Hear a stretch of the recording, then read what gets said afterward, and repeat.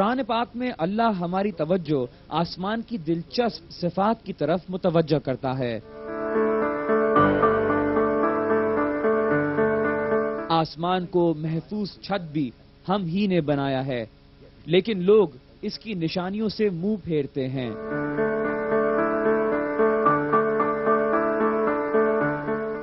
آسمان کی یہ خصوصیت 20ویں صدی میں سائنسی تحقیقات سے ثابت ہوئی۔ وہ فضا جو زمین کو گھیرے ہوئے ہے، سلسلہ حیات میں فیصلہ کن افعال ادا کرتی ہے۔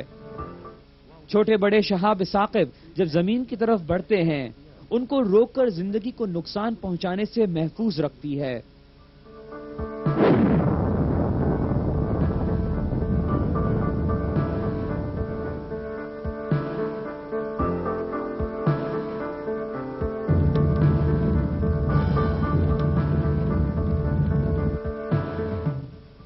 اس کے ساتھ ساتھ کرہ باد روشنی کی ان شعاؤں کو بھی صاف کرتی ہے جو جانداروں کے لیے نقصان دہ ہیں۔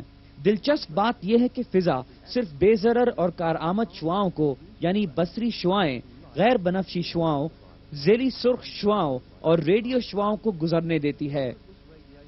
یہ تمام شعائیں زندگی کے لیے حیات بخش ہیں۔ غیر بنفشی شعائیں جن کا صرف کچھ حصہ فضا سے گزر سکتا ہے، جو پودوں کے لیے اور تمام جانداروں کے لیے بہت ضروری ہے۔ سورج سے نکلنے والی غیر بنفشی شعاؤں کی بڑی تعداد کرہ باد میں موجود اوزون سطح پر رک جاتی ہے۔ صرف ایک حد تک چنا ہوا قوس قزح کا ضروری حصہ زمین تک پہنچتا ہے۔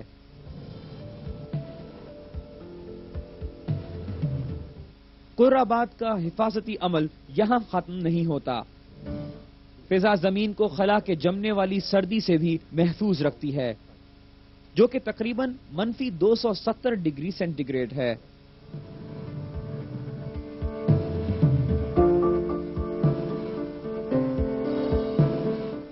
صرف فضا ہی زمین کو نقصان دہ اثرات سے نہیں بچاتی، اس کے ساتھ ساتھ زمین کی مقناطیسی میدان سے پیدا شدہ وین ایلن بیلٹ نامی تہ بھی زمین کو دھمکانے والے ضرر رساں شعاؤں کے لیے حفاظتی ڈھال بنتی ہے۔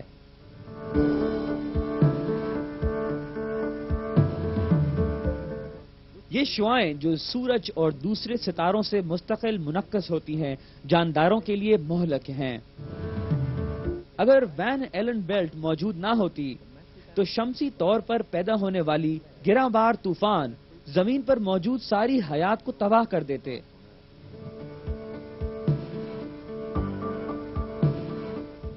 حال میں یہ سراغ لگایا گیا ہے کہ ان کوندوں سے نکلنے والی طاقت ایسے 1,00,000 ایٹم بموں کے برابر ہے جیسا کہ ہیروشیما پر گرایا گیا تھا۔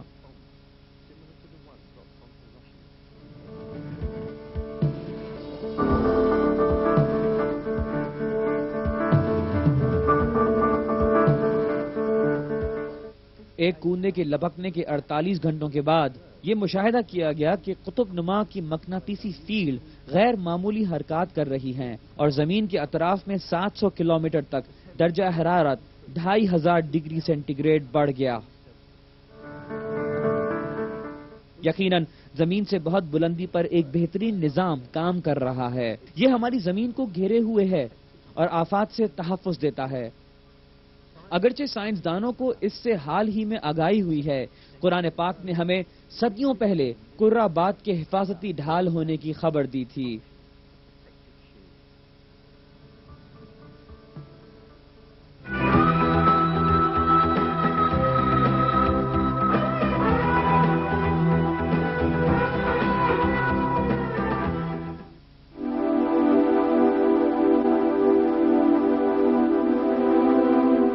سورہ طارق کی 11ویں آیت میں ہمیں آسمان کے پلٹنے کی خبر دی گئی ہے۔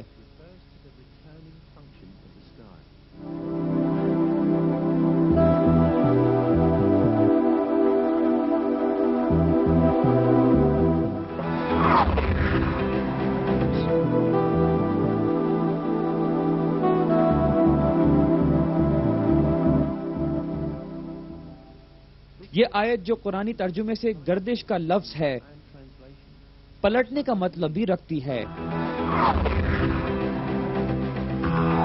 جیسا کہ علم ہے، زمین کو گھیرنے والا کرہ باد کئی تہوں پر مشتمل ہے۔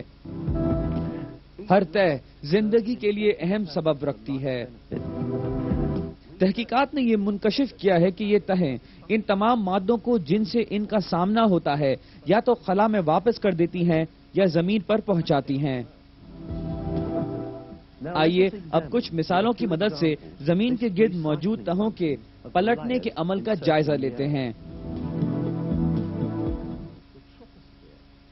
زمین سے 14-15 کلومیٹر تک موجود آبی بخارات کو ٹھنڈا کر کے زمین پر واپس لوٹا دیتا ہے۔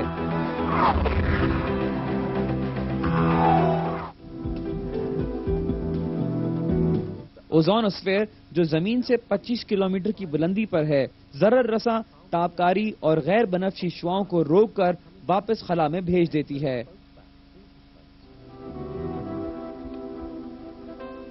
آئنوسفیئر زمین سے نشر ہونے والی ریڈیائی لہروں کو کسی خبر رساں سیارے کی مانند زمین کے مختلف حصوں تک پہنچاتی ہے، اور اسی وجہ سے ریڈیو اور ٹیلی ویژن کی نشریات طویل فاصلوں تک پہنچتی ہے۔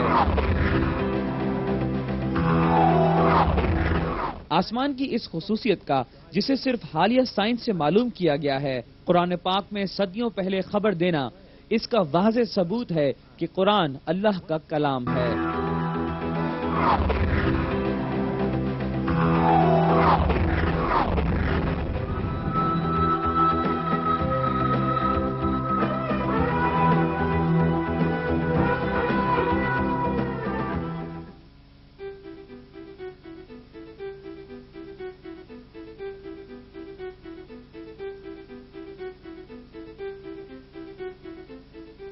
کائنات کی ایک حقیقت جس کا قرآن پاک کی آیات میں انکشاف کیا گیا، یہ ہے کہ آسمان 7 تہوں سے بنا ہے۔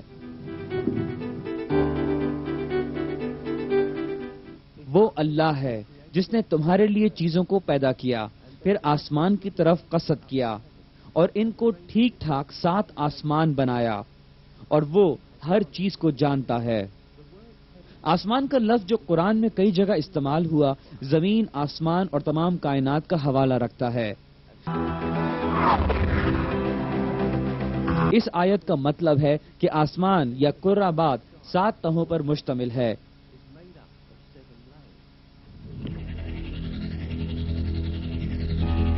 بلا شبہ آج یہ بات علم میں ہے کہ کرہ باد 7 تہوں سے بنا ہے جو ایک دوسرے کے اوپر واقع ہیں۔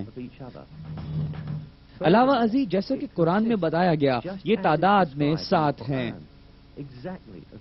ایک سائنسی ذریعے سے اس مضمون کو اس طرح بیان کیا گیا ہے۔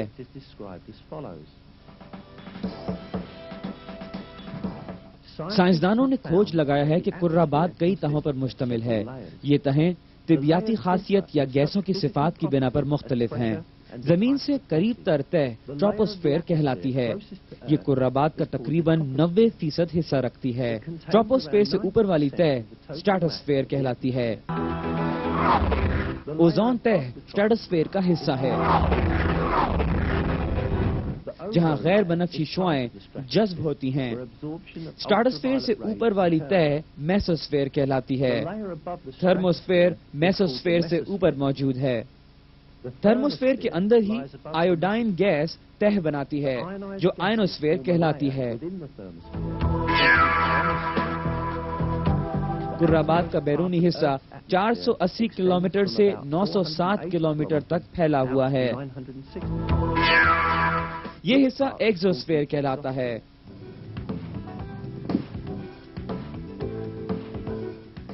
اگر ہم اس طریقے سے حساب لگائیں تو دیکھیں گے کہ کرہ باد 7 تہوں سے بنا ہے، جیسا کہ آیت میں بیان کیا گیا۔